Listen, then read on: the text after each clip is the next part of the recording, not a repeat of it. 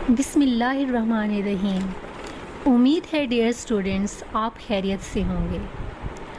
आपको पता है कि हमने 9th क्लास का कोर्स शुरू किया हुआ है। आज हम 9th क्लास का जो टॉपिक डिस्कस करने जा रहे हैं वो है फ्लो चार्ट्स। आपको पता होगा कि हमने 9th क्लास का जो न्यू कोर्स स्टार्ट किया हुआ है उसका प्रॉब्लम सॉल्विंग स्टेप्स का टॉपिक हमने पढ़ लिया है। जो आज का हमारा टॉपिक है आर्टिकल नंबर 1.2, ये प्रॉब्लम सॉल्विंग स्टेप्स के बाद दूसरा आर्टिकल है। इस कोर्स में फ्लो चार्ट के बारे में मैं डिस्कस करूँगी। हमारा जो टॉपिक है 1.2 फ्लो चार्ट।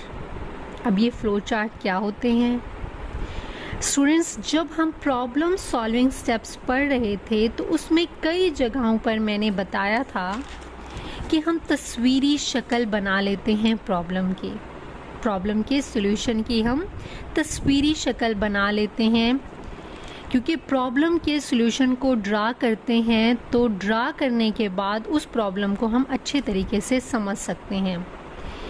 तो फ्लो चार्ट क्या है? Basically pictorial representation of the solution of the problem.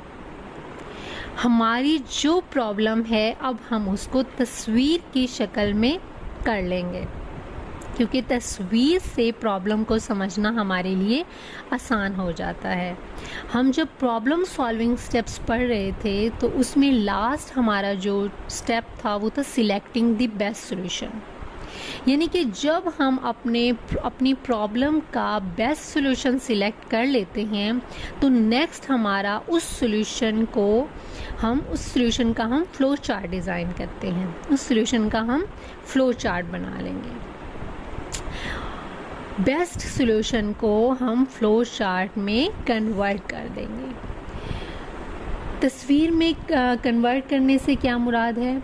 जैसे मैंने आपको पहले भी एक एग्जांपल दी थी, मिसाल के तौर पर मैं एक पैराग्राफ लिख देती हूँ और साथ में उसकी पिक्चर बना देती हूँ, तो पिक्चर को समझना आसान होगा या पैराग्राफ को समझना आसान होगा? इसकी एक और मिसाल मैं आपको देती हूँ कि एक बिल्डिंग है, हम उसकी बिल्डिंग की अगर तफसील लिख देते हैं कि उसमें इतने कमरे हैं और इतने फ्लोर्स हैं उस बिल्डिंग के, और साथ ही हम उसका एक नक्शा बना लें, तो नक्शे से उस बिल्डिंग के बारे में समझना हमारे लिए ज़्यादा आसान होगा बजाय इसके कि हम उसका रिटन वर्ड, उसकी डॉक्यूमेंटेशन तैयार करें। तो आप कहेंगे जब हम उसका नक्शा तैयार कर लेंगे तो फिर लिखने की ज़रूरत ही नहीं रहती हमारे पास, क्योंकि तस्वीर से किसी भी चीज़ को समझना हमारे लिए ज़्यादा आसान होता है as compare to written work.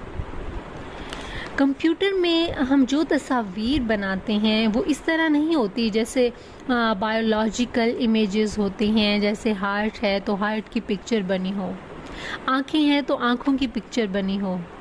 Computer science में शेप्स और सिंबल्स बनाकर हम जो है फ्लो चार्ट डिज़ाइन करते हैं। बहरहाल ये हम अगले लेक्चर में पढ़ेंगे।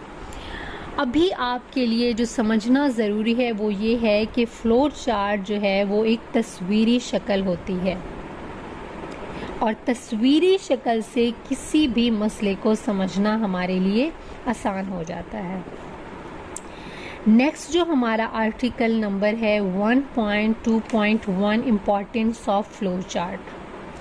वैसे तो मैं आपको इसकी अहमियत पहले बता चुकी हूँ, लेकिन बुक में ये अलग से टॉपिक दिया गया है कि फ्लो चार्ट जब हम बनाते हैं तो उसे देखकर प्रॉब्लम को समझना हमारे लिए आसान हो जाता है। यही इसकी अहमियत है। फ्लो चार्ट के बाद जो काम करेंगे वो फ्लो चार्ट को देखते हुए करेंगे तो वो काम हमारे लिए करना आसान हो जाएगा। तस्वीर होगी तो हमें पता चल जाएगा कि प्रॉब्लम है क्या और उसका सॉल्यूशन क्या है, उसको हम आसानी से समझ सकते हैं। और एग्जांपल मैं आपको देती हूँ कि जब कोई घर बनता है तो पहले उसका नक्शा बनता है। नक्शे को देखकर हम अंदाज़ा लगा लेते हैं कि इसमें कोई प्रॉब्लम तो नहीं है। ये सारी चीज़ें क्या हैं कि हम तस्वीर को देख लेंगे तो प्रॉब्लम को हल करना हमारे लिए आसान हो जाएगा। और अगर उस हल में कोई मिस्टेक होगी तो तस्वीर को देखकर उसका पता चल जाएगा और हम उसको ठीक भी कर सकते हैं। तो प्रॉब्लम क्या है? कोई भी अनप्रोसेस्ड एटम जो अभी हमने करना है वो प्रॉब्लम है। वही मिसाल मैं रिपीट करती हूँ जो मैंने अभी आपको दी है कि आपने एक बिल्डिंग बनानी है, तो जिस बंदे ने बनवानी है वो तो ज़बानी कलामी बता देता है कि ऐसे बनानी है। तो जो आर्किटेक्चर होता है वो पहले उसकी पिक्चर बनाएगा और उस बंदे को दिखाएगा जो बिल्डिंग बनवा रहा है कि बताओ कोई चेंजिंग तो नहीं करनी।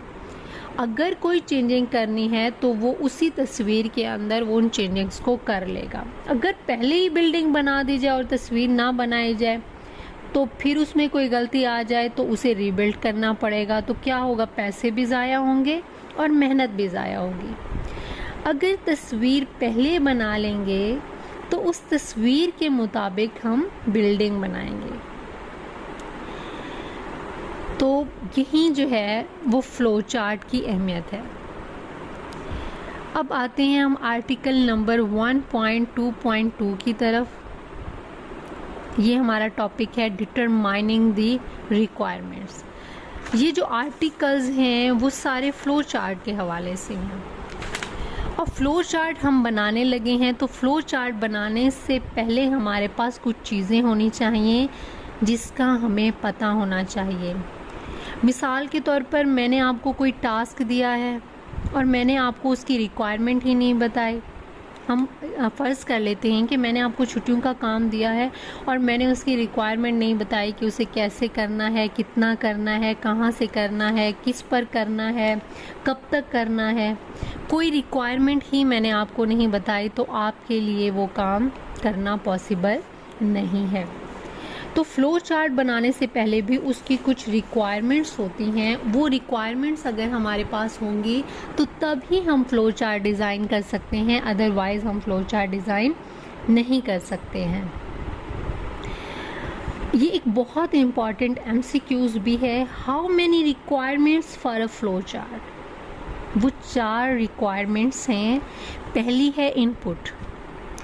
देखिए, फ़र्ज़ करें मैंने एक कैलकुलेटर बनाना है, तो इस कैलकुलेटर की के प्रॉब्लम सॉल्विंग स्टेप्स करने के बाद फ़्लो चार्ट बनाएंगे।